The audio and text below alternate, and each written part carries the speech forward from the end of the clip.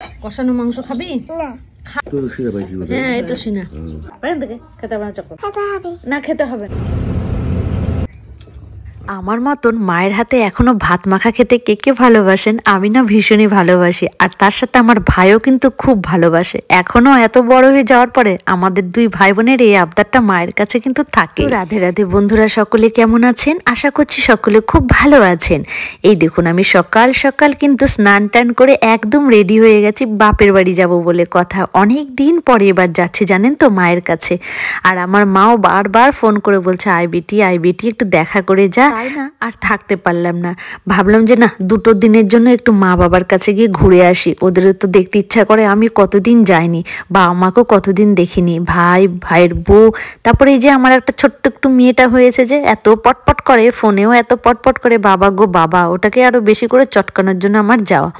তো এখানে রেডি হয়ে না বাসের জন্য দাঁড়িয়ে আছি, কখন থেকে দাঁড়িয়ে আছি। আজ মনে হয় বাসটা একটু লেটে আসছে, নাকি আমারই তাড়া ছিল বাপের বাড়ি যাওয়ার, কে জানে। যখনই কোনো তাড়া থাকে না তখনই আমার সাথে একটা করে বিপদ হতেই হবে। এই দেখুন ব্যাগটা কত সুন্দর রাস্তায় এসে গেল ছিঁড়ে, তখন আর কি করা যাবে বলুন। আমি তো অলরেডি রাস্তায় বেরিয়ে গেছি, তাই হাতের কাছে সেফটি পিন ছিল, আমি সেফটি পিনটাকে দিয়ে লাগিয়ে নিয়েছি যে পরে সেলাই করে নেব। তবে এই ব্যাগটা না আমার অনেক দিন পুরনো, খুব স্বাদ দেয় আমার, প্রচুর জিনিসপত্র আমি এদিক ওদিক সেদিক নিয়ে যাওয়া আসা করি। এত ভালো ব্যাগ, আমার ভীষণ পছন্দের একটা ব্যাগ হয়ে গেছে। আর এত বছর ধরে ইউজ করছি না, ওর প্রতি একটা মায়াই যেন হয়ে গেছে। তারপরে বাস চলে এসেছিল, আমি কিন্তু বাসে বসে গেছিলাম। বসে এবার শুধু ঘড়ি দেখছি, টাইম দেখছি কখন যাব। আর যেতে যেতে বাবা যে কতবার ফোন করেছে যে কোথায় আছিস, কত দূরে আছিস। এবার কিন্তু বাস থেকে নেমে টোটোতে চেপে গেছি। এই দেখুন এটা একটা আমাদের জায়গা, কত বড় না, আর সামনে না ড্রেনের কাজ হচ্ছে। এত বছর পরে আমার বাপের বাড়ির রাস্তায় ড্রেনের কাজ হচ্ছে বুনিয়াদপুরে। যাই হোক, তাও দরকার ছিল ড্রেনের কাজটা ভীষণই, কারণ বর্ষা হলে না প্রচণ্ড জল থেমে যাবে রাস্তাটাতে, একদম হেঁটে হেঁটে যাওয়া আসা যায় না, টোটো করেই তখন যেতে হয়, এত অসুবিধে হয়। চারিদিকটা এতটাই বাড়ি হয়ে গেছে যে এখন বর্ষা হলে না বর্ষার জলটা যাওয়ার রাস্তাটাই বন্ধ হয়ে গেছে। তো বাড়িতে গিয়ে সবার আগে আমি আমার মেয়েটাকে আদর করে নিলাম। ওকে না দেখলে এখন আর ভালোই লাগে না, বাড়িতে গেলে আগে যেমন মা লাগে সেরকম এটাকেও লাগে। গিয়ে একটু ওকে আদর করবো, চটকাবো, তবেই না ভালো লাগে। আর ও না জেগে থাকবে, দুপুরবেলাও ঘুমাবে না যতক্ষণ না আমি যাব। কখন আসবে ছোট মিটি, কখন আসবে, ওর একই টোন, একই কথায় বলে যাবে। এবার আমি যখনই যাই চকলেট নিয়ে যায় না, ইচ্ছে করে নিয়ে যায় না এখন আর, যে ওকে নিয়ে দোকানে আসবে, এসে তারপর ও যা যা পছন্দ করে কিনে দেব। ও খুব আনন্দ পায়, যেটা যেটা পছন্দ করে কিনে দিই, দোকানে নিয়ে গিয়ে চকলেট নিয়ে দিই, ওকে ওর হাতে ধরিয়ে দিই, ও আবার ভীষণই আনন্দ পায় আমার মেয়েটা। তাই ওকে নিয়ে আমি দোকানে চলে এসেছিলাম যে চল তোকে নিয়ে যাবো, কি কি তুই চকলেট খাবি কিনে দেবো। চকলেট নিয়ে বাড়ি এসে দেখুন আমার মা কত কিছু রান্না করেছে। এখানে আমার মেয়েটাও বসে গেছে, একটু মতো ভাত নেই আমাদের সাথে, আর বাপ বেটি মিলে পাশাপাশি বসে গেছি।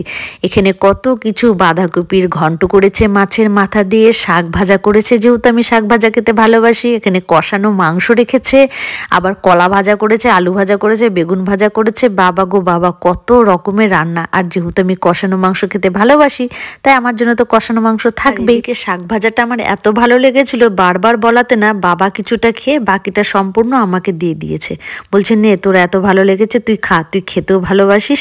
আর দেখুন এদিকে আমার মেয়েটা আমার পাশে বসে গেছে, আর এত সুন্দর রান্নাগুলো করেছিল, মাংসটাও এত সুন্দর খেতে হয়েছিল না, কি আর বলবো। সত্যি কথা বলতে আমি যখনই বাবার বাড়িতে যাই না, যতই বাড়ি থেকে খেয়ে যাই, জানি না কেন বাবার বাড়িতে গেলে আমার আবার খিদে পেয়ে যায়, গিয়েই আমায় খেতে হয়, নাহলে বড্ড খিদে পেয়ে যায়। মায়ের হাতে রান্নার জন্য হয়তো, যে কখন যাব, কখন গিয়ে মায়ের হাতে রান্নাগুলো খাবো, তাই না বলুন।